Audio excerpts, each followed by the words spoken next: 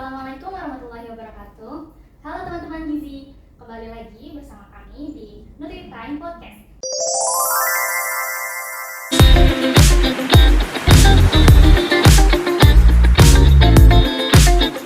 Tempat di mana kami berbicara seputar obrolan dunia gizi, mulai dari pola makan hidup sehat dan segala hal yang membuat pikiran dan tubuh kita tetap seimbang. Bersama aku Najla Aisyah, di sini kita bakal ngebahas topik yang lagi ramai banget nih teman-teman, yaitu mengenai mindful eating. Bersama narasumber kita yang keren banget nih teman-teman, salah satu alumni Gizi UI, Kak Afranisa. Halo Kakak. Halo, Apa kabar nih Kak? alhamdulillah baik. Hari ini cukup happy. Mungkin kita langsung mulai aja ya teman-teman. Bagi teman-teman yang suka ngemil pas lagi bete, jangan kemana-mana, yuk ikutin podcast kita terus. Oke nih Kak, kan Kak baru selesai skripsi nih ya Kak. Pas lagi Kakak waktu semasa Kakak skripsi, pasti namanya orang skripsian tuh pernah ngalamin rasanya stres kan ya Kak. Nah, kira-kira stres itu apa sih Kak hubungannya sama mindful eating? Oke. Kalau aku pas skripsi kemarin, aku nggak terlalu stres yang gimana sih guys, tapi lebih ke aku nggak ada keinginan untuk cepat-cepat menyelesaikan skripsi aku. Tapi itu bukan karena stres, itu kayak pure aku pribadi tuh emang nggak mood aja gitu. Nah, kalau misalnya kalian stres dengan mindful eating, mungkin ketika kalian stres, kalian itu cenderung mencari kegiatan yang bikin kalian happy gitu, bikin mood kalian bagus. Contohnya kayak yang mungkin paling umum adalah misal sesimpel nonton Netflix atau YouTube gitu ya. Nah, ketika kalian makan, terus kemudian kalian misal makan sambil nonton YouTube gitu ya, itu tuh namanya bukan mindful eating. Jadi teman-teman kalau misalnya teman-teman makan terus kayak sambil nonton Netflix atau YouTube, itu nanti kita nggak akan merasa kenyang. Kalau misalnya nggak tahu ya, kalau misalnya kamu atau teman-teman yang lain, kalau misalnya di rumah nih terus kayak makan sambil nonton itu, pasti tuh tiba-tiba kerasanya tuh makannya nggak habis aja.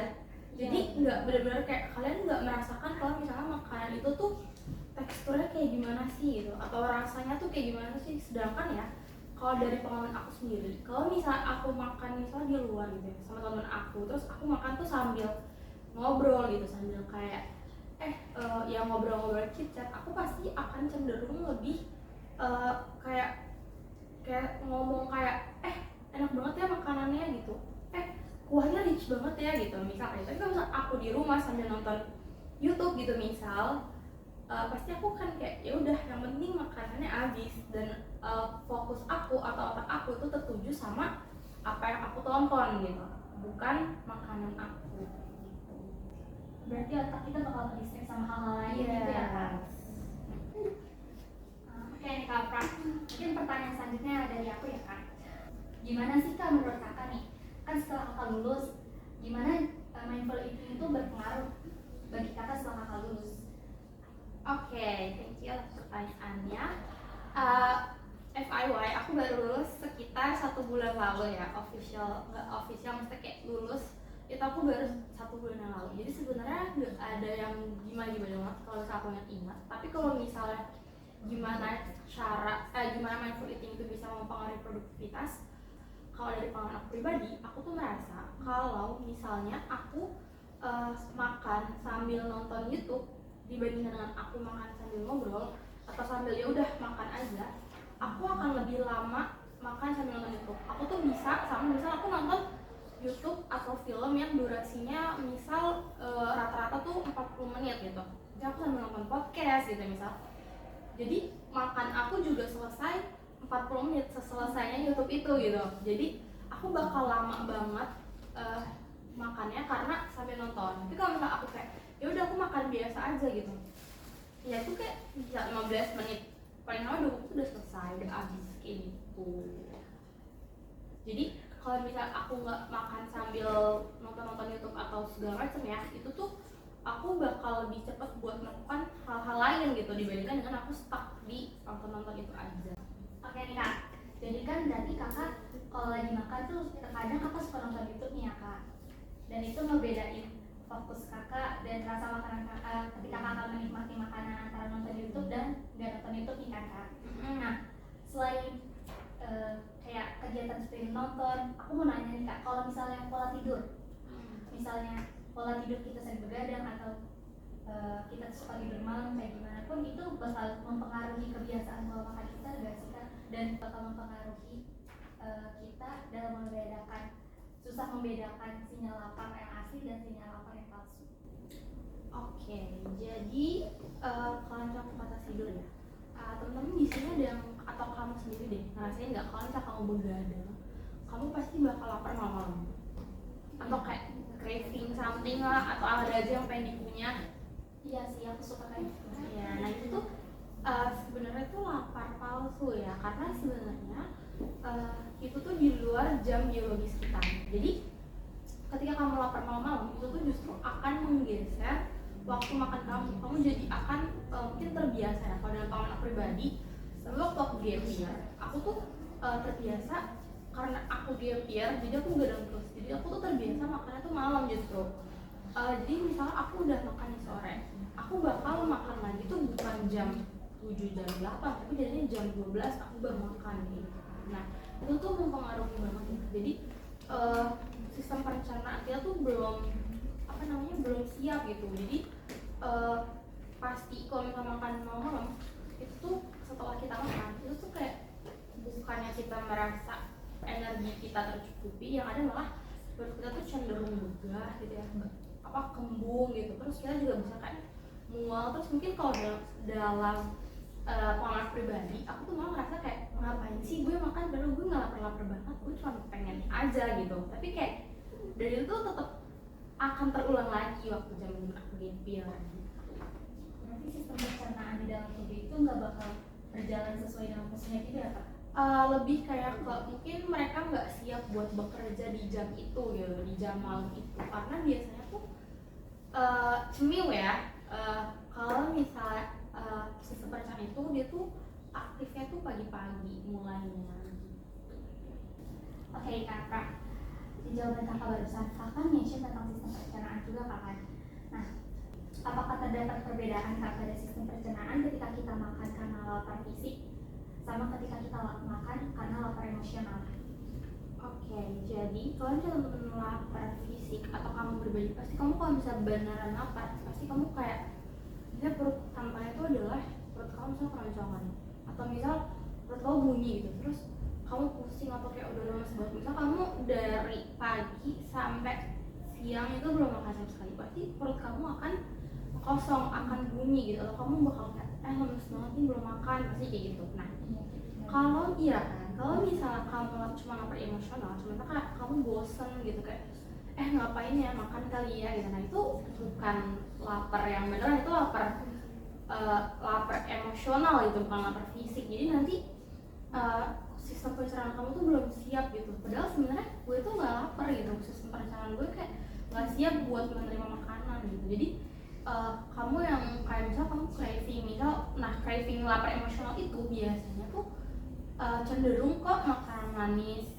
terus kayak yang asin atau berlemak. Nah itu yang bikin jadi mungkin memperparah sistem pencernaan kamu gitu, karena dia nggak siap untuk menerima makan karena dia nggak lapar gitu. Jadi ya udah akhirnya perut kamu mungkin jadi nggak enak gitu, padahal ya kamu udah di dalam kondisi lapar emosional itu, kamu nggak bener-bener butuh energi gitu, kamu memang cuman ya udah bosan aja pengen makan gitu. Berarti kelihatan banget kan kak jelas perbedaannya ya kak. Nah kalau kamu sendiri pernah nggak kayak tiba-tiba pengen makan coklat nih atau kayak sehari-hari kak? Ya kan. Iya sih benar, sering banget. Mau sedikit makan gitu kan. Nah itu kalau kayak gitu biasanya kamu ngerasa gimana tuh menurut kamu? Gak enak kadang, habis makan kok malah jadi gak enak perutnya. Iya, padahal jadi kayak kita cuma memuaskan kayak ya udah kayak mungkin enak tapi di lidah doang gitu. Jadi di perut ya nggak siap gitu. Nggak siap karena tubuhnya belum siap untuk. Iya, orang dia sebenarnya nggak lapar gitu. Oke kak, aku lanjut ke pertanyaan selanjutnya ya kak. Kebiasaan makan kita pas waktu kita masih kecil itu berpengaruh gak sih kak sama pola fisik dan emosional kita pas kita udah dewasa? Oke, aku jawab berdasarkan pengalaman pribadi aku aja ya. Jadi kalau misalnya aku kecil tuh dulu tuh aku jarang banget namanya sarapan pagi. Walaupun sebenarnya orang tua aku ya pasti udah provide breakfast di pagi-pagi gitu ya. Tapi aku nggak makan gitu karena ya nggak tahu deh kenapa deh waktu kecil aku kayak gitu ya. Maksudnya kayak aku nggak mau makan pagi-pagi. Nah, jadi sampai sekarang itu aku nggak terbiasa dengan namanya makan pagi gitu. Jadi aku pagi-pagi tuh nggak lapar. Jadi aku tuh baru lapar mungkin sekitar jam 12 gitu. Jadi aku sebenarnya jarang banget makan pagi. Tapi aku memang suka kayak misal minum air putih itu tetap. Terus kalau misalnya ada di rumah ada buah aku tetap makan. Tapi bukan yang kayak aku tuh harus banget makan pagi gitu.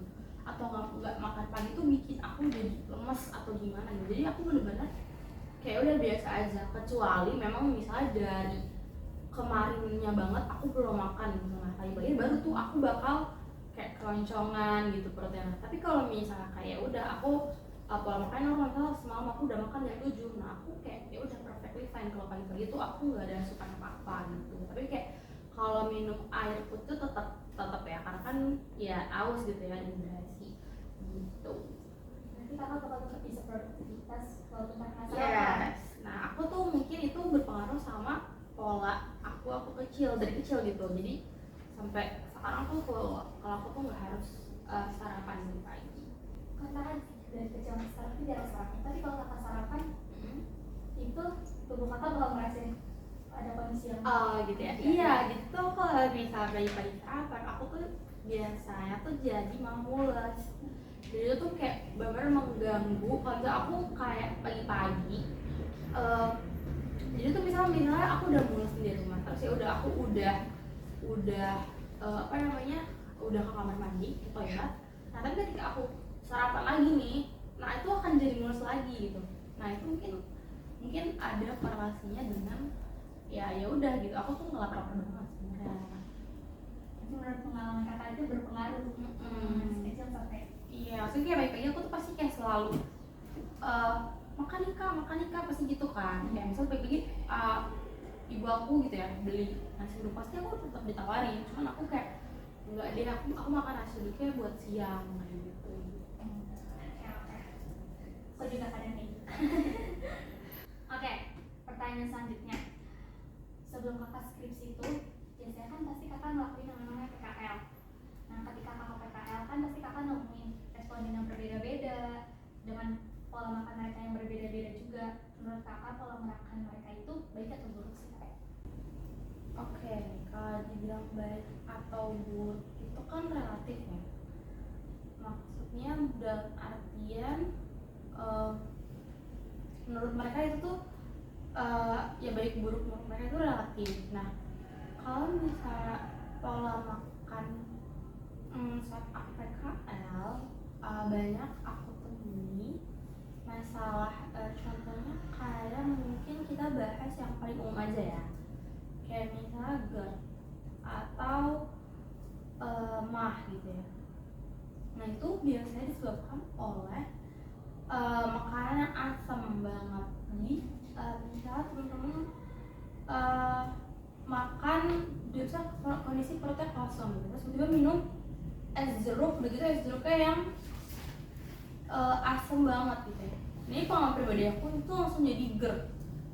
Nah aku sering temuin itu ketika aku PKL, tapi konteksnya mereka itu makanan pedas juga gitu. Jadi dalam keadaan perut kosong lompong gitu ya, nggak ada even air putih aja nggak masuk, langsung kena cabai yang pedas banget. Udah gitu minumnya juga bukan air putih. Nah itu bisa memicu si GERD ini gitu. Jadi kalau yang paling umum aku temuin sih itu. Untuk yang lainnya mungkin nggak bisa aku bahas di sini karena kan ini ya itu ya kayak gitu. Iya jadi paling enggak. Terus kemudian yang suka makan manis, jadi tuh ini sih teman-teman pasti gue udah tahu ya. Kalau misalnya kita atau banyak juga kasus-kasus yang udah dibahas gitu ya, itu tuh banyak yang kalau misalnya dia tuh makan harus minumnya tuh bukan air putih, bisa jadi teh, bisa jadi Coca-Cola atau Fanta. Intinya dalam satu hari itu dia nggak kena air putih sama sekali. Lebih suka minum yang manis-manis. Betul. Terus juga dia suka nyemil kayak misalnya donat, kalau donat yang gula banget itu kan. Iya. Itu dia bisa makan sampai 6 biji sehari. Nah itu tuh, dan itu tuh bukan cuman kayak sebulan sekali, tapi mereka bukan kayak maksudnya ada yang konsumsi seperti itu berturut-turut dijadikan pola makan gitu. Jadi akibatnya ya kamu tahu diabetes gitu. Jadi itu sih yang aku temuin yang bisa aku bilang gitu ya di pas PKL gitu. Jadi ada beberapa asam dengan pola makan yang kurang baik mungkin yang bisa nantinya beberapa buruk bagi tubuh mereka sendiri. Mungkin respondennya pasien. Yes. Oke, mungkin pertanyaan terakhir ya Kak dari aku. Ketika Kakak PKL nih, kan Kakak suka pasti mengedukasi pasien kan tentang pola makan sehat. Nah, ketika Kakak mengedukasi itu, ada nggak sih tantangan-tantangan yang Kakak hadapi dan mengedukasi pasien tersebut? Pastinya ada ya kan, karena karakter orang tuh berbeda-beda. Nah, soalnya ketika aku ngasih edukasi soal ke pasien yang gak boleh dilarang atau dibatasi untuk makan berlemak ya, misal ibu jangan sering makan rendang gitu ya, atau ibu jangan sering makan opor ayam gitu, karena ini santan namanya. Nah itu pasti ada aja jawaban mereka yang kayak nggak bisa, itu kan saya sukanya itu, saya nggak bisa makan kalau kuahnya nggak medok gitu, atau saya nggak bisa makan kalau misalnya bukan yang kuah-kuah yang kayak opor gitu. Nah itu tuh pasti akan ada jawaban kayak gitu. Misal ya gimana, saya nggak suka kalau makan cuma pakai sayur bayam bening gitu. Nah kayak gitu. Jadi karena mereka kan pola makannya udah terbentuk seperti itu, jadi kita edukasi pendekatannya itu pelan-pelan. Jadi nggak harus kayak besok stop ya berarti makan, nggak bisa gitu, jadi pelan-pelan kayak gitu. Nah kita bisa juga pakai cara-cara misal kayak kita kasih kenapa sih nggak boleh makan makanan yang berlemak gitu, kita kasih tahu kenapa, apa akibatnya kalau misalnya sering mengkonsumsi itu. Nah ya udah, terus mungkin mereka kayak oh iya gitu. Mungkin mereka nggak akan langsung berubah, pasti akan pelan-pelan diterapkan gitu. Pelan-pelan mengubah kebiasaan gitu ya Kak? Iya, kalau misalnya kayak kamu nih, dulu aku suruh jangan makan nasi soalnya karbonya gede gitu, misal kayak, atau karena jangan makan ayam deh gitu, misal karena kamu suka banget dengan ayam, atau kamu kayak suka banget kamu makan rendang gitu, pasti kamu kayak Bakal langsung kayak apaan sih, iya kan, kayak orang bagus kok, orang nggak pokok makan rendang kayak gitu, baru kali ini aja sakit pas kayak gitu kan. Nggak bisa langsung disuruh untuk kayak stop makanan yang dia tuh udah setiap hari makan kayak gitu, atau udah dia sering makan. Mengedukasinya pelan-pelan kan, karena ya berubahnya juga pelan-pelan, karena nggak ada yang langsung berubah. Jadi yang penting berubah. Oke Kak Afra, terima kasih banyak loh udah bersedia menjadi narasumber pada podcast Nutrita yang kali ini. Jawaban Kak Afra keren banget. Sama-sama, kamu juga keren banget. Makasih loh. Oke teman-teman, sampai jumpa di Nutrita selanjutnya. Oke, sekian dari kami pamit undur diri. Assalamualaikum warahmatullahi wabarakatuh. Dadah semua.